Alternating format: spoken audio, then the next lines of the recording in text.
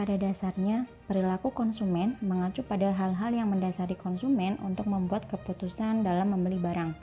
Sebelum memutuskan untuk membeli suatu barang atau produk di sebuah toko retail, biasanya para konsumen akan memikirkan beberapa hal terkait barang yang akan dibeli. Nah, hal-hal itu biasanya berkisar tentang harga, kualitas, fungsi, atau kegunaan barang tersebut.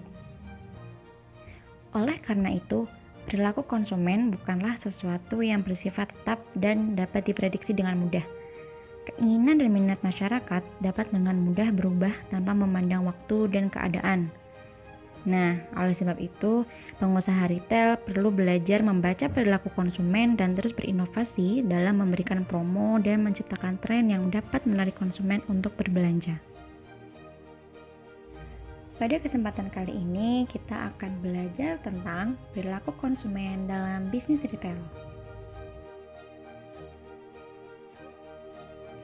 Nah, anak-anak, kalau kita amati, konsumen yang berbelanja di toko retail terlihat memiliki perilaku yang berbeda-beda, bukan? Menurut hasil penelitian ahli bisnis dan pemasaran, pada dasarnya perilaku konsumen secara umum dibagi menjadi dua loh. Yang pertama, perilaku konsumen yang bersifat rasional, dan yang kedua, perilaku konsumen yang bersifat irasional. Perilaku konsumen yang bersifat rasional mengacu pada perilaku konsumen yang mengedepankan aspek-aspek konsumsi ketika membeli suatu barang dan jasa secara umum, yaitu seperti tingkat kebutuhan mendesak, kebutuhan utama atau primer, serta daya guna produk itu sendiri bagi pembelinya. Nah, kalau perilaku konsumen yang bersifat irasional itu biasanya mengacu pada perilaku konsumen yang mudah terbujuk oleh iming-iming diskon atau marketing dari suatu produk tanpa mengedepankan aspek kebutuhan atau kepentingan. Nah, ada nggak nih dari kalian yang cepat tertarik dengan suatu produk hanya dengan melihat melalui iklan, promosi di media cetak maupun elektronik? Selanjutnya kita masuk ke pola perilaku konsumen yang dibagi tahapannya menjadi dua, yaitu perilaku sebelum pembelian dan perilaku pembelian. Pada tahap awal sebelum pembelian, konsumen mencari informasi sebanyak-banyaknya, mulai dari membaca koran, melihat TV, mendengarkan radio, menjelajahi internet, ataupun mendapat informasi dari teman terkait produk yang akan dibeli oleh konsumen tersebut.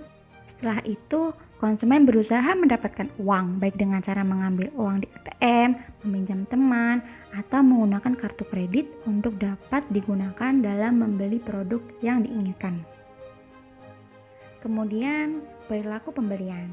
Nah, di sini setelah konsumen mendapatkan informasi yang cukup tentang produk tersebut dan mengambil uang, maka konsumen akan menuju ke toko yang dirasa cocok dan memilih produk yang dicari.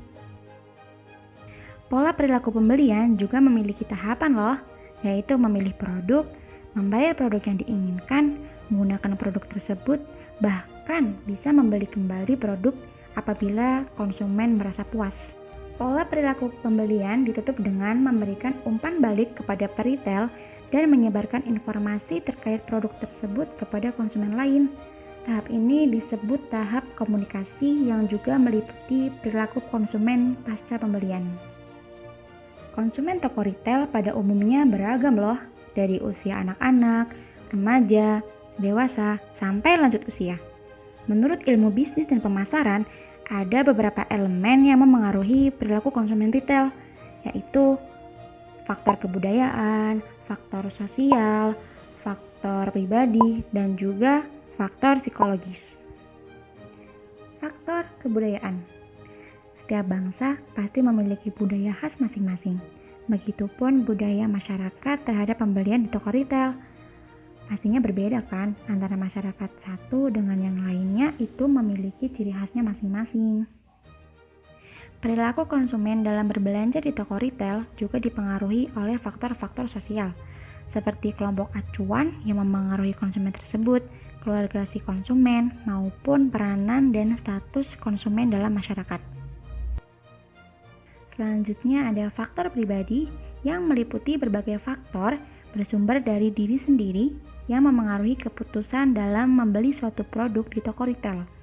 beberapa faktor pribadi, antara lain yaitu faktor ekonomi, pekerjaan, kepribadian, usia, dan juga gaya hidup. Dan yang terakhir ada faktor psikologi. Salah satu faktor psikologis yang dapat digunakan untuk menganalisis perilaku pembelian konsumen yaitu faktor motivasi. Misalnya, motivasi membeli barang di toko retail untuk memenuhi kebutuhan yang mendesak. Nah, anak-anak, tadi kan kita udah membahas tentang perilaku konsumen dalam bisnis retail. Sekarang kita akan membahas cara menarik dan mempertahankan pelanggan retail.